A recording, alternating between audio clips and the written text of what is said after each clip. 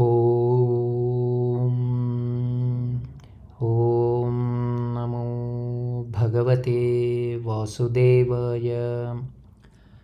శ్రీ విష్ణు సహస్రనామ స్తోత్రంలోని 107వ శ్లోకంలో శ్రీ మహావిష్ణువు 8 నామాలతో కీర్తించబడ్డాడు. శంఖబృన్నందకీ చక్రీ శార్గదన్వాగదాధర రథాంగపాణిరక్షోభ్య సర్వప్రహరణాయుధ.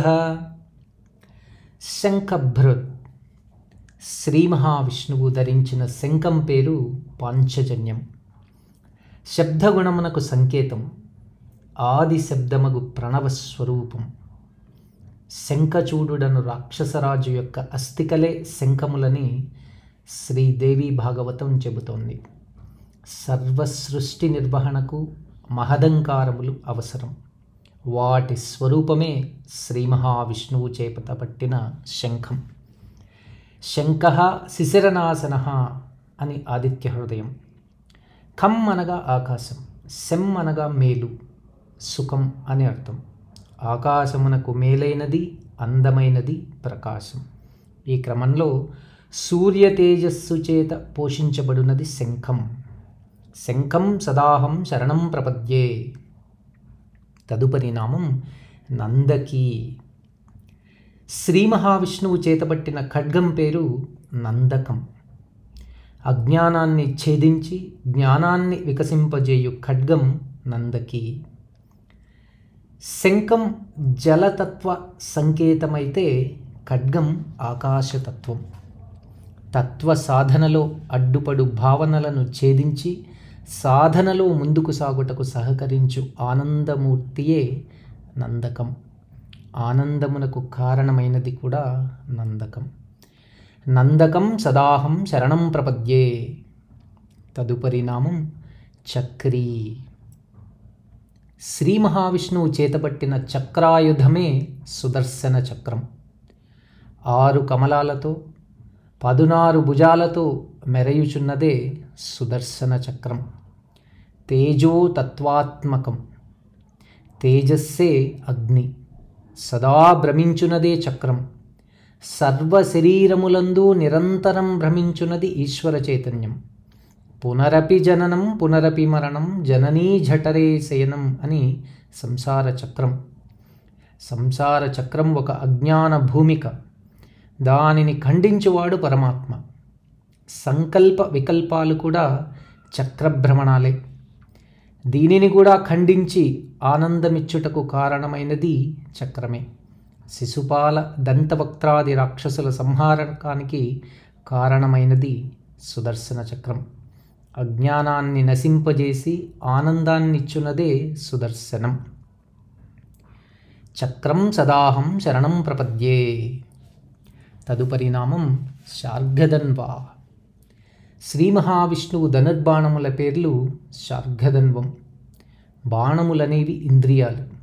ఇంద్రియాహంకారం ధనుస్సని భగవద్గీత ఉవాచ. కాలరూపమే ధనస్సు. దాని వలన కలుగు అనుభవాలు శరములని భాగవత అభిప్రాయం. సాధనాపరంగా ముండకోపనిషత్తు ప్రణవో ధను శరోహో ఆత్మ బ్రహ్మా తల్లక్ష్యం ఉచ్యతే అప్రమత్తేన వేధవ్యం శరవత్మయ అంటుంది. పరిశుద్ధమైన మనస్సే ఆత్మ. బాణం అనేది ప్రణవం అనగా ప్రణవ సాధన.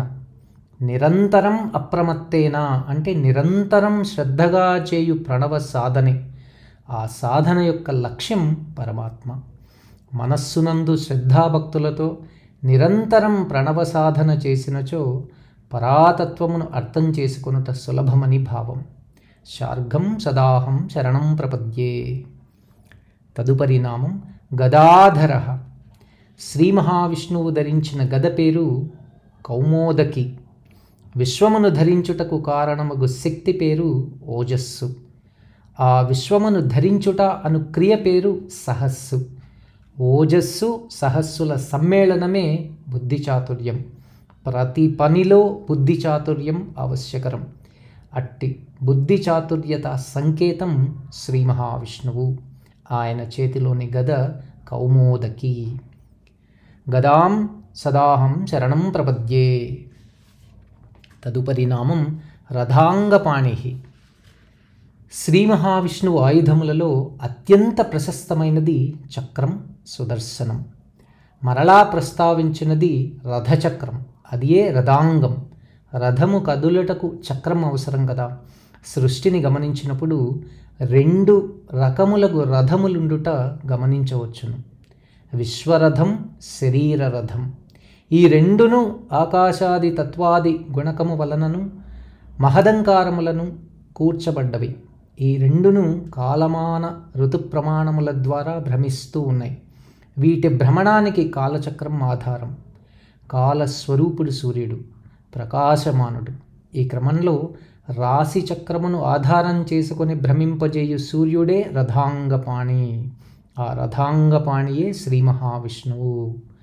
తదుపరి నామం అక్షోభ్య. క్షోభ్యత అనగా కలవరపాటు ధనం. కలవరపాటు లేకపోవుటయే అక్షోభ్య. పరమరాక్షసులకు హిరణ్యాక్ష హిరణ్యకశిపాదులను వధించుటలో ఎటువంటి కలవరపాటు చెందని పరమాత్మ పరమశాంతుడు. గాంధారీదేవి తన వంశమును నాశనం అవుతుంది అను శాపం ఇచ్చినను ఎటువంటి కలవరపాటు చెందక నవ్వుముఖముతో శాపవాక్యాన్ని స్వీకరించిన పరమాత్మ అక్షోభ్యుడు.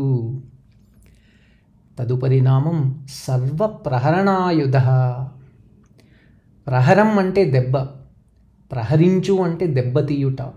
ప్రహరించుటకు ఉపయోగపడు ఆయుధములు ప్రహరణాయుధములు. సర్వవిధములగు ప్రహరణాయుధములు సర్వప్రహరణాయుధములు. శంఖ చక్ర గదాయుధములు సామాన్య ఆయుధాలు. నరసింహావతారంలో గోర్లు కూడా ఆయుధాలు. అమృతమును వంచనం కూడా ఆయుధమే. కాకాసురుని గడ్డిపరకతో సంహరించాడు. యుద్ధమందు అందుబాటుండు వస్తువే ఆయుధం. శూలం, హస్తం, శస్త్రాలు, అస్త్రాలు కూడా ఆయుధములే. ఈ క్రమంగా వివిధ రకములగు అస్త్రశస్త్రములన్నీయూ ప్రహరణాయుధములు. వీనిలో నిక్షిప్తమై ప్రహారక శక్తి ఏదైతే ఉందో అదే ఈశ్వర చైతన్యం. సర్వ చైతన్య శక్తి స్వరూపం శ్రీ మహావిష్ణువు. శంఖబృన్నందకీ చక్రే శార్గధన్వా గదాధరః రథాంగపాణిరక్షోభ్యః సర్వప్రహరణాయుధః.